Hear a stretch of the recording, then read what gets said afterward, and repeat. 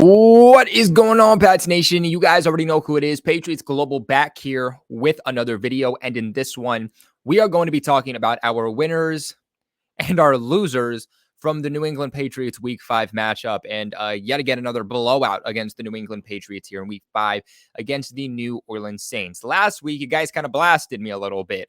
You know, Patriots obviously lose 3-38 against the Dallas Cowboys on the road in Week 4. You said, Patriots Global, how can you have absolutely any winners on this video? Are you stupid? To which, no, I'm not stupid, but even in blowout games, there are still players that can perform well.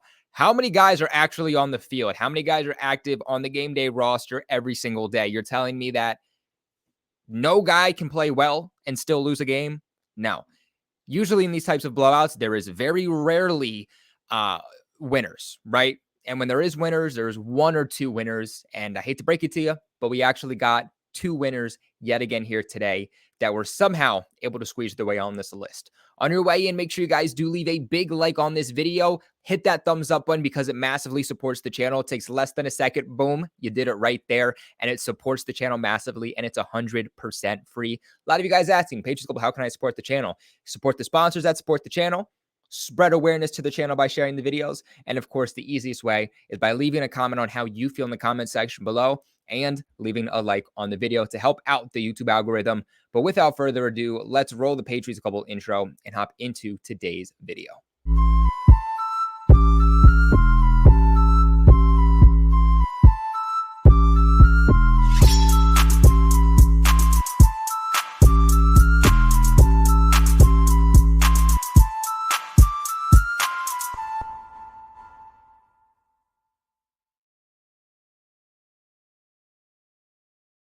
On with the first winner of this list. It's probably easier if we just knock these babies straight out of the park because there's only two of them. We're going to go with Ja'Whaun Bentley. I thought that Ja'Whaun Bentley was really one of the only true bright spots of this game. And again, there wasn't much, but Ja'Whaun Bentley came out guns a-blazing in this game. You needed somebody to step up in the absence of Matthew Judon. You needed somebody to step up in the absence of Christian Gonzalez. And Ja'Whaun Bentley took that role on personally.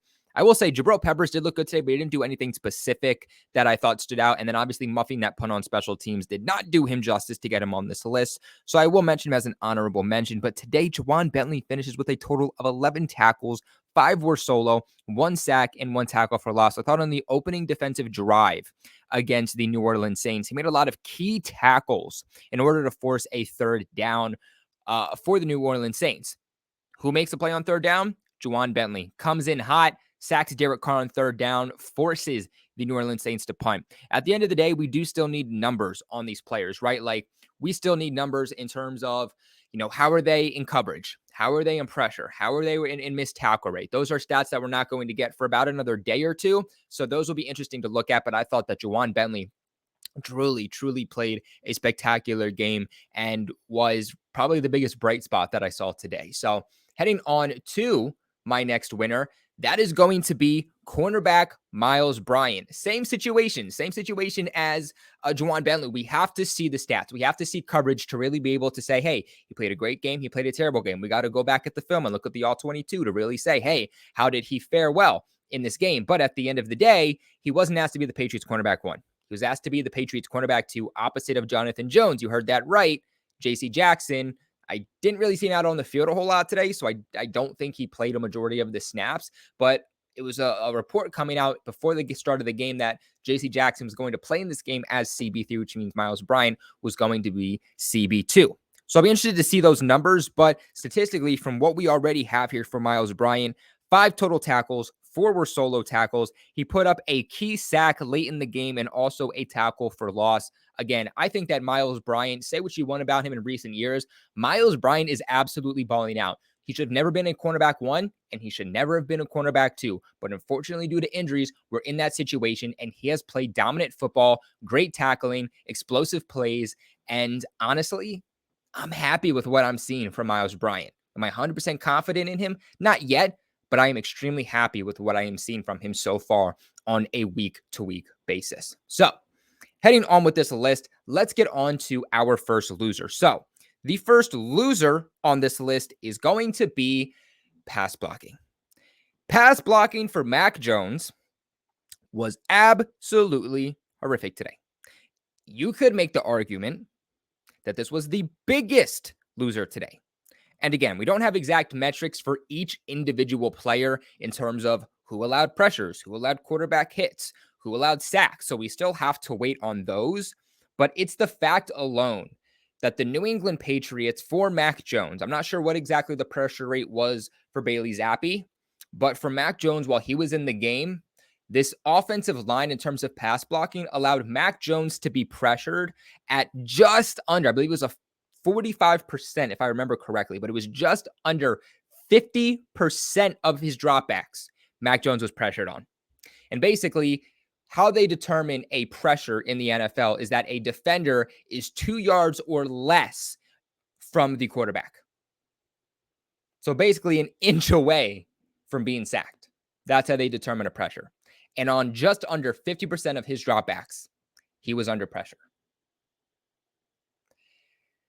I don't know how many times that I have to say this about Mac Jones, but when a pure pocket passer has to be Russell Wilson in the pocket,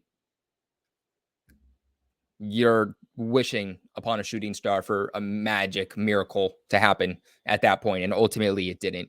Starts with pass blocking, starts with this offensive line, but specifically pass blocking, I thought was absolutely terrible today. It doesn't necessarily show up on the stat sheets in terms of sacks. I mean, Mac Jones was only sacked a total of 2 yards today for a negative of 21 yards. That's about 10.5 yards per each sack that was lost, which goes to show just how significant it was. But it's the quarterback hits, it's the hurries, it's the pressures that really tells the story of the offensive line. And we'll get those in a couple of days. Now, before we talk about my next loser on this list, I want to give a massive shout out to the sponsors of this video over at Mojo. Guys, we are doing another giveaway, baby. And we're doing another giveaway because of Mojo. We literally could not be doing giveaways if it wasn't for Mojo. So if you guys want more giveaways, guess what, baby? All you guys have to do is support Mojo. And the best thing about this is that right now, we're in the middle of a giveaway. We're going to be giving this out next Sunday to next Monday. So we're probably going to announce it after the Patriots Raiders game or the day after the Patriots Raiders game. We're still seeing. So you guys have about a week or so, roughly a week to still enter this giveaway. We're giving away a Zeke Elliott home jersey. You heard that right. It's not signed because I thought it would probably be better if it wasn't signed so that you guys could wear. So if you're trying to rock a Patriots jersey, if you're trying to rock a Zeke Elliott home jersey, baby, all you guys have to do right now is go to the link in the description below or pin in the comment section below. Hey, Mojo even made it easy for you guys. Scan that QR code with your phone right now and download the Mojo Fantasy app. That is all you guys have to do. Once you download the Mojo Fantasy app, all you have to do, send me a screenshot. Send me a screenshot that you downloaded the Mojo Fantasy app. DM me on Instagram, link in the description. Tag me on Twitter, link in the description. Or email me. Link in, or not link in the description, but my email will be in the description box below also. Do one of those three things so that you can show me you downloaded the app and you guys will be entered for this giveaway. But I know a lot of you are probably saying right now, well, Patriots Global, what is Mojo? Well, guys, Mojo is an app that I personally am absolutely in love with, and I love how unique and different that this Mojo app is. It's a new app that turns sportsbook odds and selections into fantasy contests. There are thousands of NFL and MLB props, and you guys will build your own portfolio based on the props that you pick.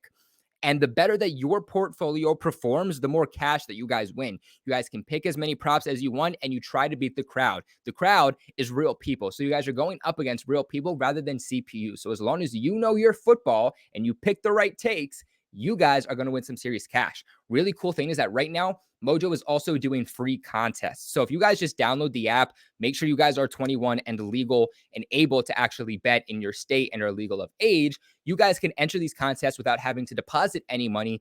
And you can actually win money if you end up being one of the top performers in that specific contest. Guys, that's literally free money.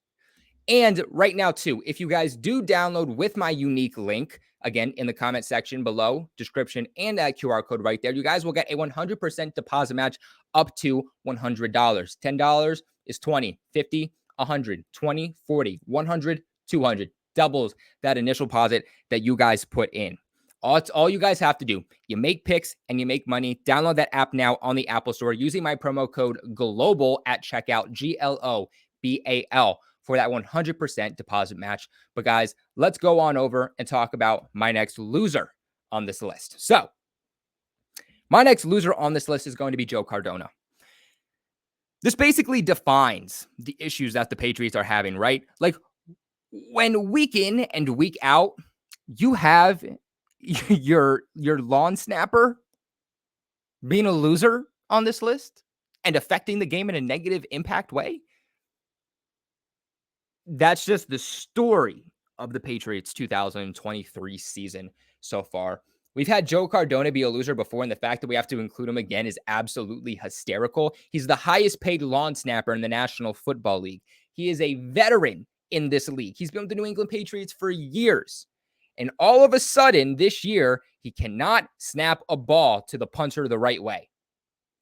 And that was a big issue for the Patriots today because of Joe Cardona and his snaps. And his snaps were a few weeks ago too high. This time they were off target. And Bryce Behringer is kind of having to adapt to that terrible punt kind of midway through the snap by Joe Cardona. And because of that, it's taking more time because he has to adjust to the punt. And then at that point, there's already Saints defenders coming at him. And at that point, he's not able to actually concentrate on the ball and focus as to where he's trying to place the ball. He's just focused on get this punt away so that they're not in excellent field position. And because of that, we saw some pretty punts today from Bryce Behringer. A lot of times putting the Saints in excellent field position. That's why defensively, New England didn't have a bad day, but it's because they were constantly starting in good field position because of bad snaps by Cardona, which led to bad punts by Behringer, or it was because of turnovers offensively. That was the name of the game. That's why the Saints put up so much points, was because the Patriots, special teams wise and offensively, were giving the Saints good field position game in and game out. Another terrible game by your lawn snapper. I can't even believe that's what I have to say. But guys, my next loser on this list is going to be play calling. I don't know if this is Bill Belichick that deserves more blame. I don't know if this is Bill O'Brien that deserves more blame. But it's something that we've seen several times this season, and it happened yet again today. Let's talk about the first one. My first play that stands out to me, the Patriots come out in the third quarter.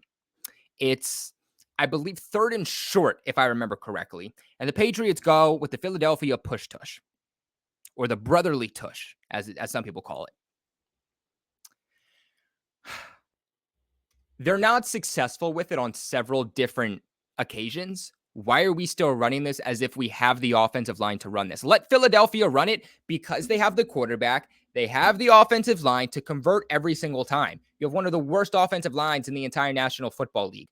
You're like 50-50 on actually converting that when you do the push tush. But for some reason, today, the Patriots decided that coming out in the third quarter, down by 21 points, that they were going to do the push tush, but a trick play. And basically, Mac Jones, everyone thinks they're going for the tush push, but Mac Jones, last second kind of hands the ball off to Ramondre. Ramondre seems like they just weren't on the same page. There was some confusion about it, and the ball just goes a little bit to left of Ramondre Stevenson, results in a fumble, and immediately coming out into the second half, the Saints get another turnover and start in excellent field position to drive down the field and make the game 28-0 again, straight away in the third quarter.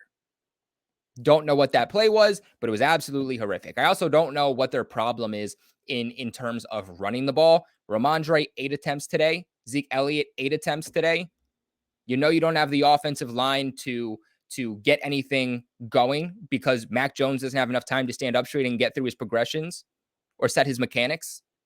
And I know the running isn't, the running game isn't doing great either because of the offensive line, but I mean, seriously, 16 attempts in total today for this running back group. Week in and week out, this offense is one-dimensional, and it comes also down to play calling as much as it does poor play and poor personnel. There was another point in this game, too, where I believe it was the third quarter. It was 4th and 2. The Patriots were down at this point, I want to say, it was 21 or 28 points that they were down at this point, and it's 4th and 2. They punt the ball. They punt the ball. That signified to me that this team knew that they weren't going to win this game. They gave up at that point and they said, you know what? Let's just not make this blowout look as bad as it is as much as possible. Let's not give them more points than we need to. And that's exactly what happened. They didn't go for it. They didn't try to drive down the field and score points or come back in this game. They basically said, you know what? We're significantly down at this point. We're not coming back. Let's just make it look as good as we possibly can and punt this ball off. Bad play calling. My next loser on this list, as you guys probably could have seen it coming, Mac Jones. And so far, Mac Jones is 50-50 on these winners and losers videos. Started the season being a winner against Miami and against Philly. Last week against Dallas, he was a loser. And this week, he's a loser. So let's see how Mac Jones finishes the season with my win-loss predictions. But right now, he's at about a 50-50 rate. Now, again, I think there's a lot of factors that go to how Mac Jones performed today, but he still didn't have a good day nonetheless. I will say that you can make a case for that first interception. You know, I could see where you would say bad pass by Mac, but at the same time, it was also tipped, which led to that pick six by Tyrann Mathieu. That second pick by Mac Jones, that just strictly wasn't on Mac Jones.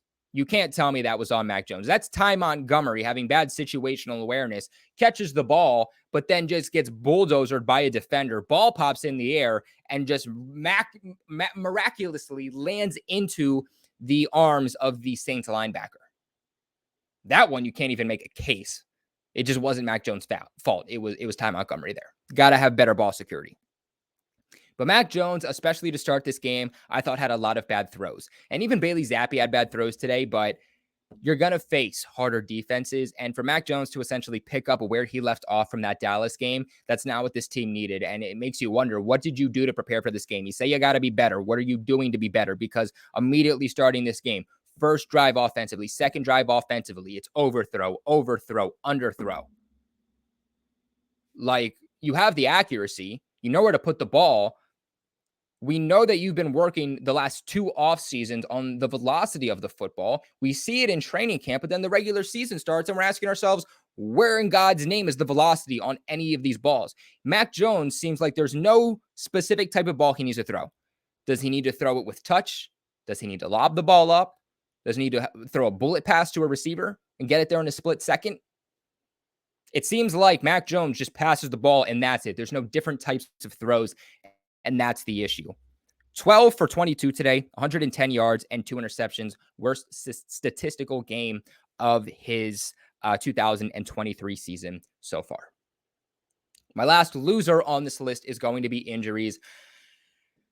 The New England Patriots aren't playing good football, but at the end of the day, they also are dealing with injuries from top to bottom, and they've done it the entire season. The Patriots have had a different offensive line lineup to start the game every single week so far through 5 weeks because of injuries. Cole Strange not active in this game, dealing with injuries. Christian Gonzalez, Matthew Judon, not in this game because they're both potentially out for the season. We know Christian Gonzalez is, not 100% sure about Judon yet. Michael Onwenu then goes out in this game with an injury. Later on in this game, but goes out in this game with an injury. Is pretty soon listed as out for the rest of the game. He re-aggravated that same injury that kept him out the entire offseason that he had to get surgery on after suffering that injury against the Bills in the Patriots' final game of the 2022 season. So that's not good because that's your best offensive lineman, which is just going to make the right side play even worse in his absence. You then have 2 more of your wide receivers going down. This receiving core is terrible as it is. There's absolutely no depth behind those guys that are already terrible. But Juju Smith-Schuster, he's out with a head injury. He probably won't be playing next week. He's probably in concussion protocol. I don't know what it is this season, but it seems like everybody on the Patriots offensive side of the ball is getting concussions. Sidy Sow, Trent Brown, Demario Douglas, Juju Smith-Schuster. I mean, how many players through 5 weeks are going to get head injuries here? But Juju Smith-Schuster goes down with a head injury. Early on in the game, your most explosive player in Demario Douglas goes down with a head injury, which honestly, that was just a cheap shot by the secondary. I believe it was the safety there for the Saints. but he goes out with a head injury. The Patriots don't have him for the majority of this game. He's questionable for next week also. He was listed as out very quickly in this game, which is never a good sign. Patriots keep getting injuries, but they keep getting injuries with their key players.